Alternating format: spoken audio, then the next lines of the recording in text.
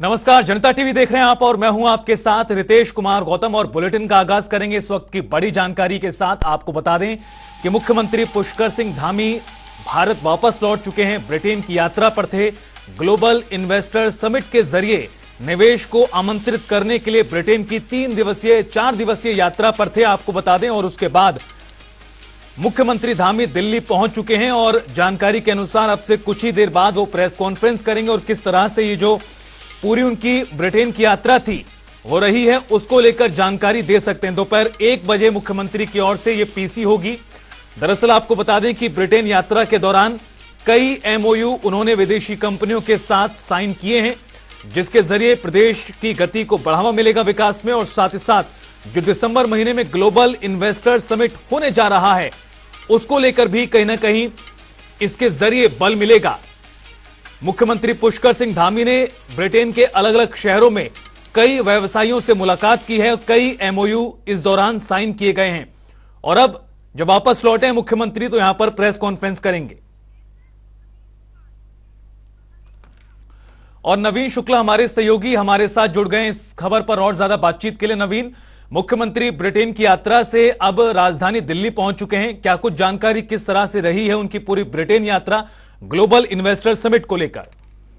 जी रितेश, निश्चित तौर पर मुख्यमंत्री पुष्कर सिंह धामी ब्रिटेन के दौरे से लौटे हैं और कहीं ना कहीं वो इन्वेस्टर मीट को लेकर तमाम जो वहाँ के उद्यमी हैं उनसे उन्होंने मुलाकात की है और एक बहुत अच्छा रिस्पांस भी आया है। करीब जो 13,000 करोड़ का जो एमयू हुआ है वो साइन हुआ है। कहीं ना कहीं एक बड़ी उपलब्धि मानी जा रही है और मुख्यमंत्री पुष्कर सिंह धामी दिल्ली पहुंच गए हैं। अब से कुछ ही देर बाद करीब 1 बजे वह प्रेस कॉन्फ्रेंस करेंगे। तमाम जो वहाँ पे जो चीजें हुई हैं, जो तमाम सारे उद्यमियों से बैठक हुई है या फिर जो उनकी यात्रा रही है किस तरीके की रही है, वो तमाम विषयों पर वो अपनी प्रेस कॉन्फ्रेंस में करेंगे और लोगों से मीडिया से मुखातिब होंगे। तो कहीं ना कहीं एक काफी महत्वपूर्ण ये जो प्रेस कॉन्फ्रेंस है ये मानी जा रही है। अब से कुछ देर बाद ही ये शुरू होने वाली है। और मैं ये भी बताना चाहूंगा कि दिसंबर माह में इन्वेस्टर जो मीट है प्रस्तावित है और उत्तराखंड में, तो कहीं ना कहीं एक बड़ी बात जरूर होगी कि उद्योगों को बढ़ावा देने के लिए मुख्यमंत्री का ये दौरा रहा है और उत्तराखंड में इन्वेस्टर मीट होने वाली है और इसको लेकर भी जो तमाम उद्यमी हैं वो उत्तराखंड पहुंचेंगे, अपने उद्योग लगाएंगे और जो रोजगार के साधन है उसको मुहैया कराएंगे। तो बड़ी उपलब्धि मानी जा रही है। अब कुछ देर बाद ही मुख्यमंत्री पुष्कर सिंह धामी अपनी प्रेस कॉन्फ्रेंस के जरिए तमाम चीजें जो वहाँ पर वो लंदन में उन्होंने वार्ता की है, जो तमाम बैठकों में प्रतिभाग किया है, तमाम मुद्दों को मीडिया के सामने रखेंगे। नवीन, एक और सवाल, जिस तरह से बताया जा रहा है मुख्यमंत्री जब वापस देहरादून पहुंचेंगे तो इस दौरान उनका स्वागत किया जाएगा, बीजेपी इसको लेकर तैयारी कर रही है? जी निश्चित तौर पर अगर देखा जाए तो बीजेपी अपनी तैयारियों को पूरी करने का काम कर रही है। मुख्यमंत्री पुष्कर सिंह धामी जैसे ही दिल्ली से देहरादून राजधानी पहुंचेंगे, बीजेपी प्रदेश अध्यक्ष महेंद्र भट्ट का अभी बयान भी आया और उन्होंने कहा है कि एक बड़ी उपलब्धि है और मुख्यमंत्री पुष्कर सिंह धामी लंदन से वापस हो रहे हैं। तो कहीं ना कहीं उनका जो स्वागत भी है वो तैयारियां भी की जा रही है। तमाम सारे कार्यकर्ता हैं जो बीजेपी कार्यालय में मौजूद हैं। खुद प्रदेश अध्यक्ष महेंद्र भट्ट उनके स्वागत के लिए जौलीग्रांट एयरपोर्ट पहुंचेंगे और उनका स्वागत करेंगे। तो कहीं ना कहीं जो तैयारियों को अंतिम रूप देने का काम किया जा रहा है। मुख्यमंत्री पुष्कर सिंह धामी पहले प्रेस कॉन्फ्रेंस करेंगे, इसके बाद वो राजधानी देहरादून के लिए रवाना होंगे और यहाँ पर उनका जोरदार स्वागत भी होने वाला है। बहुत शुक्रिया नवीन तमाम जानकारी देने के लिए। तो आपको बता दें कि मुख्यमंत्री यहाँ प्रेस कॉन्फ्रेंस करेंगे, उसके बाद वापस प्रदेश लौटेंगे और यहाँ पर जो तमाम बीजेपी के कार्यकर्ता हैं उनका स्वागत करेंगे। इसको लेकर तैयारियां प्रदेश में की जा रही हैं। उत्तराखंड में निवेश को प्रोत्साहित करने के लिए मुख्यमंत्री पुष्कर सिंह धामी का 3 दिवसीय ब्रिटेन दौरा कामयाब रहा है और आज मुख्यमंत्री धामी लंदन से वापस उत्तराखंड आएंगे। मुख्यमंत्री धामी ने ब्रिटेन से 12,000 करोड़ रुपए के एमओयू के साथ वापसी की है। 3 दिन के भीतर अंतर्राष्ट्रीय स्तर की कंपनियों के साथ राज्य में निवेश को लेकर सीएम ने यहां करार किया। इसमें खासकर पर्यटन सेक्टर, निर्माण सेक्टर में बूम आने की उम्मीद है। मुख्यमंत्री धामी ने कहा है कि उत्तराखंड में निवेश के प्रति खासा उत्साह दिखा और इस निवेश से राज्य के विकास को गति मिलेगी, राज्य के युवाओं को रोजगार मिलेगा। जो हमारा 4 दिनों का यहाँ का प्रवास रहा है, जिसमें संवाद कार्यक्रम हुए हैं, अनेक सारे निवेशकों के द्वारा निवेश के हमको प्रस्ताव प्राप्त हुए हैं और मुझे उम्मीद है कि आने वाले समय में और बड़ी संख्या में और बड़ी मात्रा में हमको निवेश प्राप्त होंगे, क्योंकि अभी हमने शुरुआत की है और बहुत सारे लोगों को जिनको जानकारी नहीं थी वह लोग भी अब संपर्क कर रहे हैं। और उत्तराखंड सबके लिए एक उत्तराखंड राज्य भारत का, और हमारे प्रधानमंत्री जी ने जिस प्रकार से उत्तराखंड के प्रति उनका लगाव है, एक रिश्ता है, और उनके प्रधानमंत्री बनने के बाद जिस प्रकार से उत्तराखंड का तेज़ी से विकास हुआ है और लोगों का आकर्षण बढ़ा है। हमने एक बड़ा लैंड बैंक उत्तराखंड के अंदर बनाया है, कानून व्यवस्था की स्थिति अच्छी है। हमने 27 से भी ज़्यादा ऐसे नीतियाँ हम अमल में लाए हैं जो हमारे निवेशकों के लिए, उद्योग समूह के लिए, उत्तराखंड में निवेश करने वालों के लिए बहुत प्रकार से लाभकारी होने वाली है। इसलिए हम सभी को आमंत्रित करते हैं कि 8 और 9 दिसंबर को जो हमारा एक इन्वेस्टर ग्लोबल समिट जो आयोजित होना है उसमें आप सब लोग प्रतिभाग करें और उत्तराखंड आइए, विजिट करिए और निवेश करिए। धन्यवाद। मुख्यमंत्री पुष्कर सिंह धामी 4 दिवसीय लंदन दौरे से उत्तराखंड लौट रहे हैं। दौरे से लौटने पर भाजपा मुख्यमंत्री धामी का जोरदार स्वागत करेगी। भाजपा प्रदेश अध्यक्ष महेंद्र भट्ट ने बताया कि मुख्यमंत्री धामी ने लंदन में 12,000 करोड़ रुपए का निवेश एमओयू साइन किया है और प्रस्तावित दिसंबर महीने में ग्लोबल इन्वेस्टर समिट के लिए एक बेहतरीन माहौल तैयार हुआ है। साथ ही उन्होंने कहा कि उनके स्वागत के लिए मैं स्वयं एयरपोर्ट जाऊंगा और इस दौरान कई कार्यकर्ता मौजूद रहेंगे। देखिए, प्रदेश अध्यक्ष होने के नाते मैं उनके स्वागत के लिए एयरपोर्ट जाऊंगा, और मैं ही नहीं, क्योंकि एक अच्छा वातावरण उनके द्वारा इस राज्य के हित में बनाया जा रहा है। इन्वेस्टमेंट की दृष्टिकोण से मैं कहूँ तो बड़ी संख्या में लोग आएंगे, और उनका आभार व्यक्त करना पूरे उत्तराखंड के नागरिकों का सैद्धांतिक कर्तव्य भी है। और मैं अध्यक्ष के नाते हमने सभी अपने कार्यकर्ता से आह्वान किया है, आग्रह किया है। और यशराज आनंद हमारे सहयोगी हमारे साथ लाइव जुड़ गए हैं ज्यादा जानकारी के लिए। यशराज, जिस तरह से मुख्यमंत्री पुष्कर सिंह धामी राजधानी दिल्ली लौटे हैं ब्रिटेन की 4 दिवसीय इस यात्रा के बाद, और जिस तरह से महेंद्र भट्ट कह रहे हैं कि उनका एक बड़े स्तर पर स्वागत किया जाएगा, किस तरह की तैयारियां दिखाई दे रही हैं?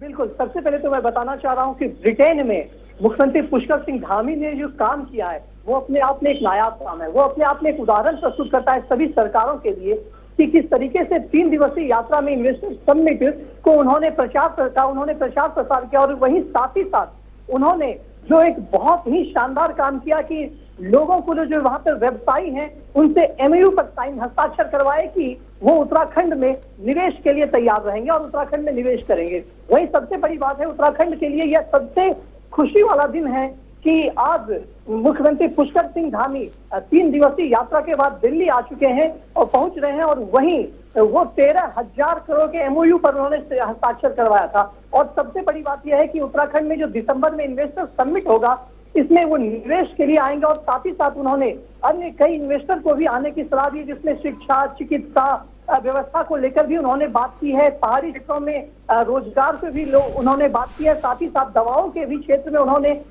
बात की है कि दवाओं के भी क्षेत्र में लोग यहाँ पर इन्वेस्ट करें। तो अपने आप में एक बहुत बड़ी बात है जो मुख्यमंत्री पुष्कर सिंह धामी ने जो किया है, यह अपने आप में उत्तराखंड वासियों के लिए बहुत खुशी वाली बात है। तमाम जगह उत्तराखंड में लोगों के बीच खासी उत्साह पाई करे। यशराज, एक और सवाल है। यशराज, निश्चित तौर पर ये बड़ी कामयाबी सरकार इसे मान रही है, बड़े स्तर पर जो निवेश है वो आकर्षित हो रहा है, लेकिन यहाँ पर एक और सवाल है। जिस तरह से राजनीतिक माहौल इस वक्त गरमाया हुआ है और मुख्यमंत्री के आगमन पर बड़े स्तर पर तैयारी, प्रदेश के अध्यक्ष कह रहे हैं कि मैं खुद एयरपोर्ट पर रहूंगा, क्या इसे एक तरह से चुनावी माहौल में भी बदलने का प्रयास कहीं ना कहीं किया जा रहा है? जी बिल्कुल, सबसे पहले बड़ी बात है कि मुख्यमंत्री पुष्कर सिंह धामी के आगमन पर प्रदेश अध्यक्ष महेंद्र भट्ट का भी स्पष्ट करना है कि उनके स्वागत की तैयारियां की जा रही है, उनका भव्य स्वागत किया जाएगा। तो ये अपने आप में एक बहुत अच्छी, बहुत बड़ी बात है कि इतने बड़े सौगात लेकर मुख्यमंत्री पुष्कर सिंह धामी ब्रिटेन से लौटे, तो उनका स्वागत होना बिल्कुल सही बात है। लेकिन विपक्ष लगातार यह भी बात बोल रही है कि उनका भव्य स्वागत कहीं ना कहीं प्रचार प्रसार का एक माध्यम है, कहीं ना कहीं आगामी चुनावी एक रणनीति है। लेकिन सबसे बड़ी बात यह भी है, विपक्ष से यह भी एक प्रश्न किया जा रहा है कि क्या यदि कोई बहुत बड़ी सौगात लेकर भारत वापस आए और यदि वो जनता तक अपनी बात पहुंचाए, मीडिया के सामने अपनी बात रखें, तो क्या वो चुनावी परिदृश्य में इसको देखा जाना चाहिए? क्या अपनी उपलब्धि को यदि बताना जनता के सामने क्या एक चुनावी रणनीति कही जाएगी? लेकिन यह बहुत बड़ा प्रश्न उठता है। लेकिन साथ ही साथ यदि इसको देखा जाए कि आगामी लोकसभा चुनाव 2024 में जो आने वाला है, कहीं ना कहीं इससे जरूर मुख्यमंत्री पुष्कर सिंह धामी और तमाम भाजपा देश को यह बताना चाह रहे हैं कि जिन जिन राज्यों में उत्तराखंड और जिन जिन राज्यों में भाजपा की सरकार है वहां पर इन्वेस्टर समिट होगा और वहां पर इन्वेस्टर आएंगे ताकि उस राज्य के साथ साथ देश का भी विकास होगा। तो जरूर कहीं ना कहीं ये लगता है कि ये चुनावी माहौल को भी बदलने का अपने आप में एक प्रयास किया जा रहा है। लेकिन यदि पुष्कर सिंह धामी कुछ अच्छा चीज करके आए हैं, विदेश से कुछ अच्छी बात सौगातें लेकर आए हैं, तो इसको दिखाना, प्रचार प्रसार करवाना, बिल्कुल यशराज, निश्चित तौर पर कहीं ना कहीं कैश करने का प्रयास भी इसके जरिए किया जा रहा है। बहुत बहुत शुक्रिया आपका तमाम जानकारी देने के लिए। तो आपको बता दें कि मुख्यमंत्री फिलहाल दिल्ली में हैं। 1 बजे के आसपास वो प्रेस कॉन्फ्रेंस करेंगे और उसके बाद ही मुख्यमंत्री पुष्कर सिंह धामी देहरादून पहुंचेंगे, जहां पर बीजेपी ने तैयारियां की हैं मुख्यमंत्री के स्वागत के लिए। और बात देवभूमि की में आगे बढ़ते हैं। उत्तराखंड में मुख्यमंत्री पुष्कर सिंह धामी के जरिए 10 पार्टी के वरिष्ठ नेताओं को दायित्व बांटे गए हैं, जिसमें हल्द्वानी से वरिष्ठ भाजपा नेता सुरेश भट्ट को राष्ट्रीय ग्रामीण स्वास्थ्य परिषद के उपाध्यक्ष की महत्वपूर्ण जिम्मेदारी दी गई है, जिसके बाद भाजपा नेताओं और कार्यकर्ताओं ने मिठाई खिलाकर और फूल माला पहनाकर उनका स्वागत किया।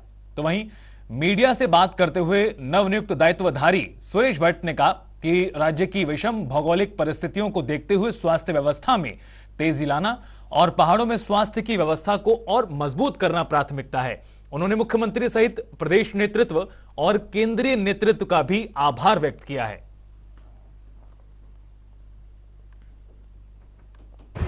कि उन्होंने मुझ पर ये भरोसा व्यक्त करते हुए ये दायित्व दिया है। जिस भरोसे के साथ पार्टी ने, सरकार ने ये नेतृत्व, यह दायित्व मुझे दिया है, उस दायित्व को पूरा करने के लिए मैं पूरा प्रयास करूंगा।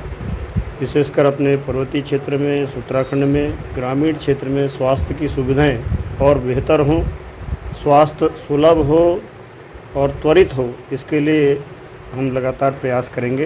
केंद्र और राज्य सरकार के द्वारा जो भी इस पर काम किए जा रहे हैं उस पर और गति मिले, इसके लिए मैं अपना पूरा प्रयास करूँगा। लोकसभा चुनाव को लेकर भाजपा की तैयारियां तेजी से चल रही हैं। ऐसे में भाजपा के वरिष्ठ नेताओं का भी उत्तराखंड दौरा लगातार जारी है। आपको बता दें कि भाजपा के राष्ट्रीय संयुक्त महासचिव संगठन बी सतीश का 3 दिवसीय उत्तराखंड दौरा है। इस दौरान बी सतीश सभी मोर्चों के साथ बैठक करेंगे। साथ ही प्रदेश सरकार के हर मंत्री से उनके विभागों से संबंधित चर्चा करने के बाद विधायकों और कार्यकर्ताओं से रूबरू होंगे।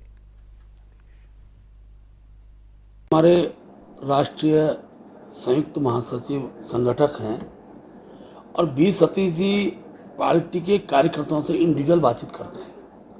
बहुत से ऐसे विषय होते हैं जो केंद्र चाहता है इसको इस रूप में इम्प्लीमेंट किया जाए, और कुछ विषय ऐसे तो राज्यों की परिस्थिति पर निर्भर करते हैं। तो इसी प्रकार से बी सतीश जी का 3 दिन का दौरा है। अभी पहले मोर्चों के साथ बैठक होगी, प्रदेश सरकार के प्रत्येक मंत्री से तय है नाम, उनके साथ वो इंडिविजुअल चर्चा वार्ता करेंगे, उनके विभागों संबंधी बातचीत भी होगी। उसके बाद हमारे कुछ विधायकों के नाम ने तय किए हैं, वरिष्ठतम विधायक हैं, उन विधायकों से भी उनका व्यक्ति से मिलना होगा। और इसके साथ साथ हमारे जो ऐसे वरिष्ठतम कार्यकर्ता जिन्होंने इस राज्य में निवास करते हैं, ऐसे वरिष्ठतम कार्यकर्ताओं के साथ में सोशल मीडिया की टीम भी है, सब लोगों से उनका बातचीत करते हुए राज्य के अंदर के राजनीतिक परिस्थितियों के साथ साथ संगठनात्मक स्वरूप पर भी वो फीडबैक लेंगे और केंद्र हमसे क्या अपेक्षा करता है और उस दिशा में क्या मार्गदर्शन का होगा, वो मार्गदर्शन को प्राप्त होगा। देहरादून को गड्ढा मुक्त करने के लिए लगातार काम किया जा रहा है। आपको बता दें कि अपर मुख्य सचिव राधा रतोड़ी ने राज्य की सभी सड़कों को गड्ढा मुक्त करने के लिए 1 अक्टूबर से 30 अक्टूबर तक सघन अभियान चलाने को कहा है। तो वहीं अपर मुख्य सचिव ने कहा कि राज्य को गड्ढों से मुक्त करने के लिए 450 करोड़ रुपए जारी किए गए हैं। उन्होंने पर्वतीय क्षेत्रों में सड़क दुर्घटनाओं को रोकने के लिए क्रैश बैरियर लगाने के भी निर्देश दिए। तो वहीं कांग्रेस प्रवक्ता शीशपाल सिंह बिष्ट ने बयान देते हुए कहा कि राज्य को गड्ढों से मुक्त करने के लिए 420 करोड़ रुपए आवंटित हो जाएंगे, लेकिन उसमें कितने रुपए सड़कों के गड्ढों को मुक्त करने के लिए इस्तेमाल किया जाएगा, सबसे पहले सरकार इसकी जवाब दे। देखिए, प्रदेश के मुख्यमंत्री ने पिछले वर्ष खुद माना था कि प्रदेश की सड़कों में गड्ढे ही गड्ढे हैं, हम इसको जो है गड्ढा मुक्त बनाएंगे। उसके लिए जो है बाकायदा एक ऐप भी जारी किया गया। उसके बाद भी जो है विपक्ष सरकार को लगातार तस्वीर दिखाता रहा, मीडिया भी दिखाता रहा कि जो है राजधानी देहरादून की सड़कों पर ही इतने गड्ढे थे कि वहां पर सड़क नजर ही नहीं आ रही थी। लोग जो है स्कूटी लेकर के, गाड़ी लेकर के सड़कों पर नहीं निकल पा रहे थे। बड़ी दिक्कतें हो रही थी, जगह जगह दुर्घटनाएं हो रही थी। पितृपक्ष आज से शुरू हो चुका है। भाद्रपद महीने की पूर्णिमा से शुरू होकर पितृ मोक्षम अमावस्या तक चलता है। आपको बता दें कि आज से पितृपक्ष की शुरुआत हुई है, जो कि 14 अक्टूबर तक होंगे। पितृपक्ष में अपने पूर्वजों को याद कर उनकी आत्मा की शांति के लिए श्राद्ध किया जाता है। देश की प्रमुख जगहों जैसे हरिद्वार, गया आदि जाकर पिंड दान करने से पितृपक्ष प्रसन्न होते हैं।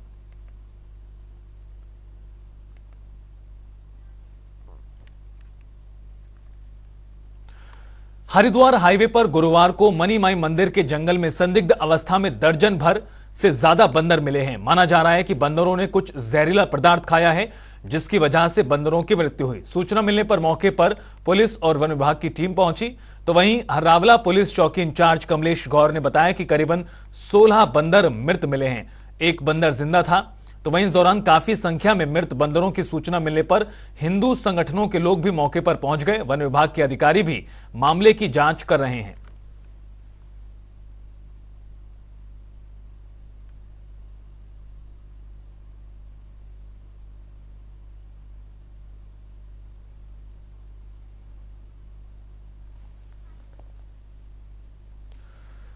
तो आपको बता दें कि कई संख्या में दरअसल जो बंदर हैं वो संदिग्ध हालातों में मृत पाए गए हैं, जो कहीं ना कहीं बेहद ही संवेदनशील मामला है। ऐसी आशंका है कि बंदरों ने जहरीला पदार्थ खाया है।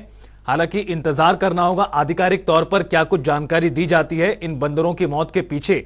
लेकिन जिस तरह से ये तमाम बंदर मृत मिले हैं, उसकी वजह से आसपास के पूरे इलाके में कहीं ना कहीं चर्चा का विषय बना हुआ है। और आपको बता दें कि जानकारी लगते ही पुलिस की टीम और वन विभाग की टीम मौके पर पहुंची है। यशराज आनंद हमारे सहयोगी जुड़ गए हैं। यशराज, आखिरकार क्या पूरा मामला है, अधिकारी क्या बता रहे हैं इस घटना को लेकर? जी बिल्कुल, मैं सबसे पहले बताना चाह रहा हूँ कि देहरादून हरिद्वार हाईवे पर मनी माई मंदिर के जंगल में संदिग्ध अवस्था में करीब 12 से अधिक बंदर मृत पाए गए हैं। वहीं इन मृत बंदरों की प्रथम दृष्टया में यदि बात की जाए तो देखने से यह लग रहा है कि उन बंदरों ने कुछ जहरीला पदार्थ खा लिया होगा, जिस कारण से उनकी मौत हो गई।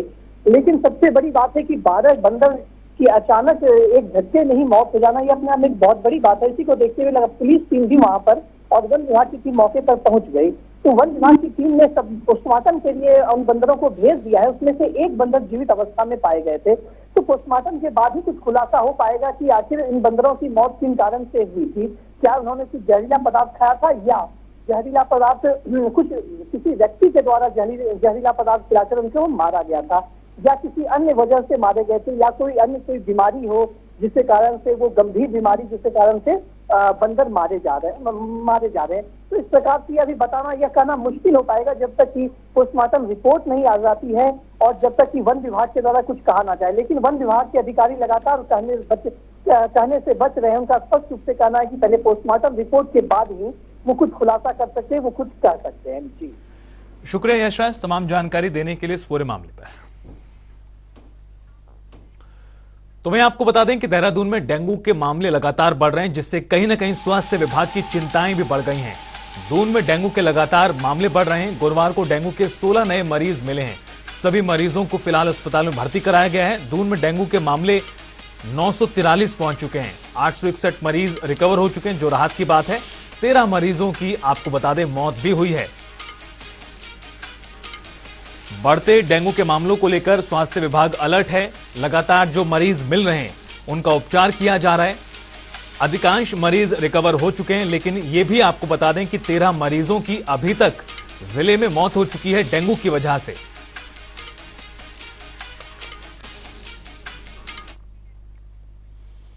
और फिलहाल इस बुलेटिन में इतना ही। आप देखते रहिए जनता टीवी।